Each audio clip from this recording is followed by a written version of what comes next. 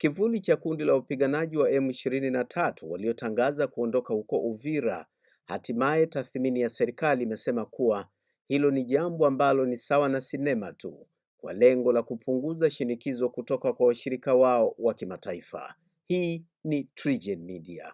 Msemaji wa serikali ya DRC, Didier Kabi, amesema kuwa kuna taarifa za kuaminika kwamba kundi hilo limeamua kutumia njia hiyo ili kuficha ukweli, huku uhalisia ukisalia pale pale kwamba hawajajiondoa kabisa katika maeneo hayo. Katika baadhi ya picha za video zilizoonekana kupitia mitandao ya kijamii, bado magari ya M23 yameendelea kuonekana, ila tofauti na siku zote ni kwamba yana madereva tu ndani ya magari hayo, hali ambayo bado inazua taharuki kwamba vikosi hivyo vimejificha wapi. Mashaka mengine yanayoitatiza serikali ya DRC ni kwamba maelezo ya kundi hilo hayako wazi kwamba wanajiondoa mpaka wapi, na hakuna usimamizi wowote wa kuhakikisha kuwa wamejiondoa katika maeneo hayo.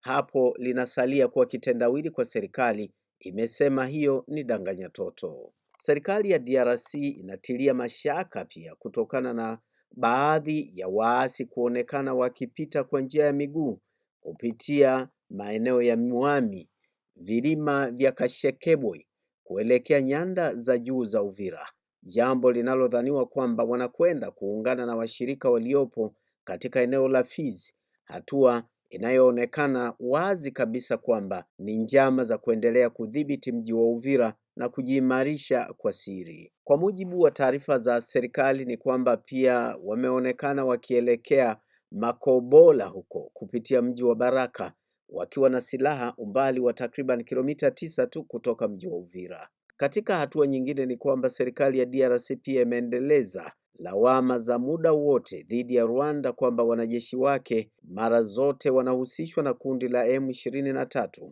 kwani walionekana katika viunga vya Kavimvira, japo kuwa inaelezwa kwamba hawakuingia kabisa katika mji wa Uvira.